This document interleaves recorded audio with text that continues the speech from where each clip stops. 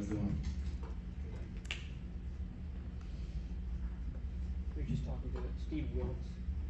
How is he different than D'Amico, just in terms of, is he kind of more critical of you guys? Is the coaching harder, more difficult? I would say it's more technical, with just him emphasizing us using our weapons, our hands, eyes, feet, and hips. So he's just more technical in that way. You mentioned that you felt like you play with a lot more confidence, even the way you could see on tape from last year. How much did playing as much as you did and having the success you did down the stretch kind of help you come back? I mean, the game slowed down a lot for me, just with getting the reps all last year. So this year, I think it's just time to take that next step and just be one of the best corners in the league.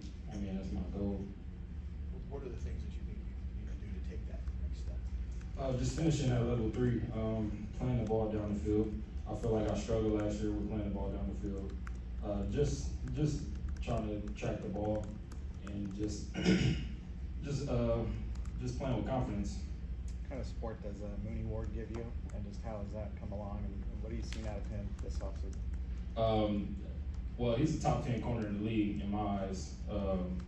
He guards the #1 receiver every week, performs, and he does his job with a very high level. So I got much respect for him, and I know that he won my best entrance. So that's like a big brother to me. What's anything in particular that Steve Wilkes has started to teach you since he's been here? Yeah, his main focus when he first got here, he told we watched a couple get better plays that I had from last season, and it was just mainly reading the chest area, the breastplate, being able to locate down the field, and just finishing on the ball. What's been your impression of? He seems pretty hands-on and adjust things as they're happening. What's been your impression of that? I mean, I was very impressed. He's like the godfather of the DBs. He got every answer, and he always a positive person. There was plays that I didn't give up in OTAs, and then it was never like a real breaking me down. It was always bringing me up and just telling me, how I could be better. So, I'll take my hat off to him. Do you ever hear you look a little stronger this year? How have you spent your off season? Where did you train, and what kind of things were you doing? I was at down in Los Angeles, California, at the Mamba Mentality facility. I was training over there because pre-draft. That's kind of where I trained pre-draft. I was there, and then I was in Vegas at Phase 1. So I was kind of familiar with the staff over there. So I just trained out there. Have you put on some weight? Oh yeah, I think I leaned out a little bit more. Last year I was at, I want to say 202. Like right now I'm 195. So I feel like I'm more fluid and moving better and running better.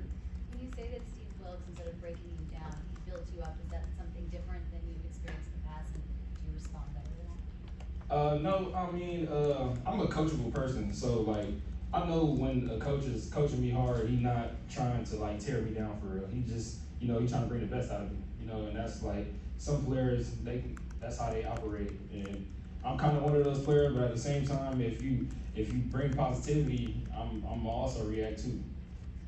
Isaiah Oliver seems like a especially big and physical nickel. What does that add to your secondary, the fact that you've got a veteran there with extra size this year? A lot of versatility. I mean, he can play inside and outside. Me coming out of high school, I actually shadowed him when he was at Colorado when I was with Coach Levitt and Coach Clark. So we was kind of coached by the same people.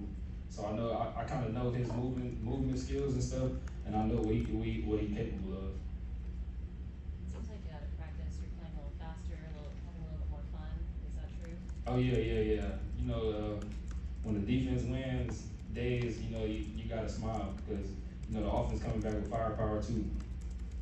Who's been the toughest receiver to cover so far? The toughest receiver, Brandon Aiyuk. We've been having our battle since college. So he's gonna be a top 5 receiver in this league. this year he's gonna put everybody on notice. I feel like he's been so underrated. He really don't get the credit that he deserved. Seems like he's taken his game up a level this offense. Oh yeah, for sure. You know, he's more smooth out his breaks. His release package is unmatched. Deommodore, when you said tracking the ball, that sounds like super easy to do, but obviously it's not. What's the key to improving that? And what do you mean? What part of that do you mean? Just being able to, when you're downfield, not always trying to locate the receiver. Like last year, I was trying to locate the receiver instead of feeling the receiver and then tracking the ball. So I think that was like my biggest thing of why I gave up a lot of plays downfield. Is that part of confidence, like trusting you'll know where the receiver is and then being able to locate the ball? Yeah, for sure, and that only comes with reps. You know, just like it was a couple players I had. One with AJ Green. I think it was I missed time to jump too early. The one with Devontae Adams, I really misjudged the ball, and you know he just made a great play. All right, thanks, Steve. Thank you.